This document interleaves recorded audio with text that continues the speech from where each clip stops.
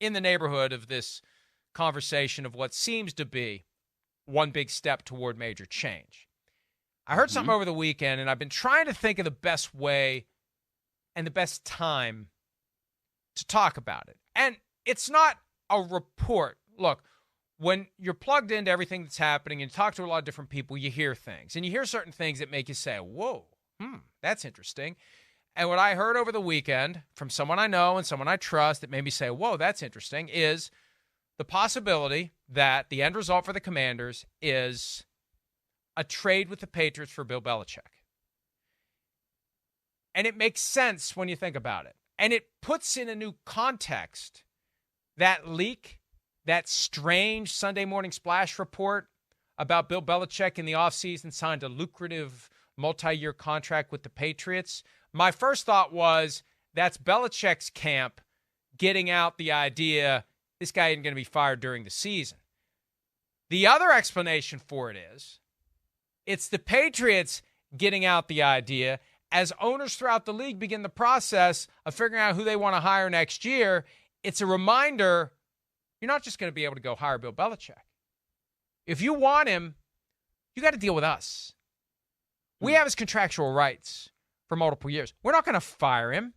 We're going to wait for somebody to call us up and offer us something for him. We're going to get back what we gave the Jets to get him. We're going to get value for this asset, even if we are done with it. We're not just going to roll it out to the curb. We're going to make you knock on the door and buy it from us. So that made sense. And when you throw in yesterday's developments, one, the Commanders clearly we're preparing for the future without our current key employees mode. And two, Josh McDaniels is available again. All the more reason to go get Bill, because you can bring Josh McDaniels in as the offensive coordinator because nobody's going to hire him to be a head coach next year. The band's back together. We're off to Washington, and here we go with Belichick and McDaniels. Hell, maybe they'll bring back Matt Patricia. And off they go with the Patriot way. And hopefully if Josh Harris does it, he'll realize you got to give it a few years.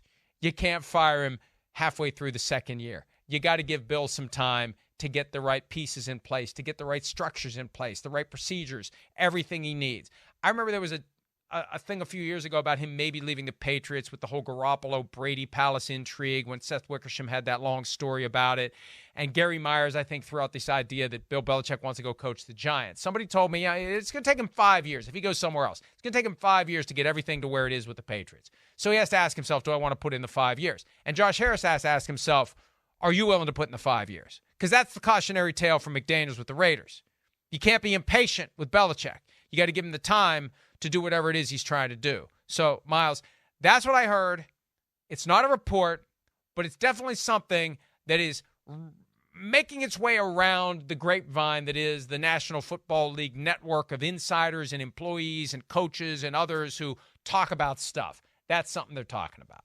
Yeah, let's call it something to keep an eye on as we progress toward January. Just the potential of something like that to happen. I mean, I think at this point, if the Patriots continue to look like they've looked throughout the entire season, it's hard to believe that Bill Belichick will be there in 2024. I think we all kind of understand that. And I think, you're connecting some dots, that make a little bit of sense here. I don't think that we're talking about something that is clearly just out of the realm of possibility that Bill Belichick could get traded to a team that will have a head coach vacancy. Now, the thing that I guess I would quibble with, and it's not necessarily with you, but it's with the whole idea of 5 years to get things to where you want them to be. You don't have that much time anymore. You don't need that much time anymore. Look at the way that things go around the National Football League, right? I mean, look at the Detroit Lions. This is year 3 of that regime, okay? And the Lions were as devoid of talent of any team that we can look at throughout the NFL. And they came in, they had a first year that was really tough, but, toward the end of the year, we could see, look, they play really hard for Dan Campbell, all right? They're not necessarily getting the wins, but we see some bright spots. Last year, they had a tough start to the season, but as they go along, hey, they're really starting to build something. You know, they go, 8-1, 8-2 over their last 10. They beat the Green Bay Packers to keep them out of the postseason in week 18. Now, this year, they come out and they've looked great. They've looked like a real contender. It's 3 years now, because that's what it takes, I believe. And that's what it should take, because if you look at rookie contracts, they're 4 years. So why in the world are we talking about a 5-year plan? There's no such thing as a 5-year plan anymore. And if it takes you 5 years, and if you think it's going to take 5 years to get to where you want this thing to be, then you should not be in this business right now, because it's not going to work. Let me be more clear. 5 years for Belichick to get things where he wants them to be as it relates to the operation of the team, not to be successful. I agree with you. You don't have 5 years. It's not the John McKay to the Buccaneers 5-year plan anymore. That was the last time I heard the term 5-year plan, 1976, when the Buccaneers hired John McKay. And you know what? By 6, 7, 8, 9, by year 4, they were in the NFC Championship game. But Belichick, to get to the point where he has everything he wants. You know, he wants things a certain way. Again, the Patriot way and all those rings allows you to be somewhat demanding. He may have to adjust. You know, you see people who are good coaches, good communicators, be flexible. They can find a way to work with the people they have. Instead of saying, we're going to do it my way, and if you don't fit my way, get out of the way, the best coaches say, what do I have here? What do I have in my locker room? What can I reasonably do to bring in maybe some other people who would fit what we're trying to do? And how do I coach this group up to be the best players they can be? I'll worry about next year when next year comes. For this year, I got this group. I'm going to coach them up the best way I can. I don't know that Bill Belichick has that flexibility. So I'm not saying this is a good idea for Josh Harris. I don't know that I would do it. I agree with you. Like, if you're, again, if we learn nothing from Mark Davis's misadventures with Josh McDaniels and Dave Ziegler, if you're going to pin your hopes to the Patriot way, you had better be patient. And if you're not willing to be patient, you need to hire somebody else. And you mentioned the Lions. Hell, they were 1-6 last year. And it was starting to feel like we were starting to get that whole vote of confidence vibe that maybe this is going off the rails, and it turned around.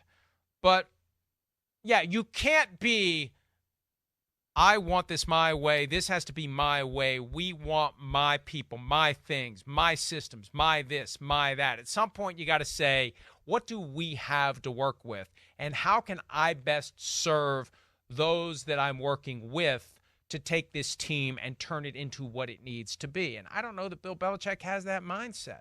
Bill Belichick, everything's got that military vibe to it. He's the commander. What he says goes. Well, the morale of the troops may not be what it needs to be if that's the attitude you're going to have.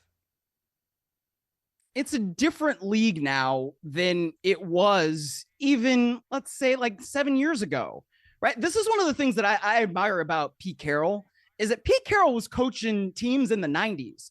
And look how successful he's been over the course of his tenure with Seattle, right? There is a ton of adaptability and adjustment that has to go into something like that to be successful, you know, at the top of the college level at USC in the 2000s, and then to now come to Seattle and, you know, start that at the beginning of last decade and continue to have a winning program and a winning franchise for years and years and years. Seahawks have been relevant basically in every single season, pretty much, that Pete Carroll has been there, with the exception of maybe one or two, right? So that's the kind of thing where I look at it and I say, well, what's Pete Carroll doing, right? And the Pete Carroll vibe is extraordinarily different than the Bill Belichick vibe and what he does and how he's operated. And that's fine. There's more than one way to get things done in the NFL. That's one of the things I love about the league. But I think in what we're doing today, and I don't mean this to be a disrespectful comment to Bill Belichick because nobody's had more success, but look at the way that team's been constructed going back to 2018, 2019, and look where we are today. This is just, it's not been working for a while with Bill Belichick, right? I mean, they won in 2019, the division, and they got to the playoffs, but they didn't look good once they got there. They didn't really look good trying to do it. So this is not just a this year thing. It's going back a few years. And can we really say that this is going to work in the future? He's earned the benefit of the doubt to a point, But also, when we look at it over the last few years, man, I don't know. I don't know. Benefit of the doubt's been burned up the last 2 years. And I got one last thing to say. I have a caveat on this whole what's Josh Harris going to do.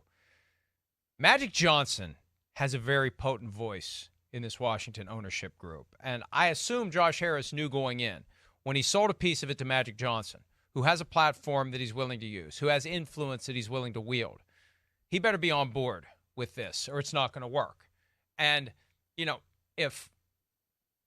if Magic Johnson walks up to Bill Belichick with that big smile and Belichick does the grumble, grumble, grumble, yeah, that's not going to work. It's not going to work. So Magic had better be on board with this if this is what Josh Harris is thinking about doing. Hi, it's Mike Florio. Thanks for watching PFT on YouTube. Hit subscribe for the latest news and analysis from Pro Football Talk.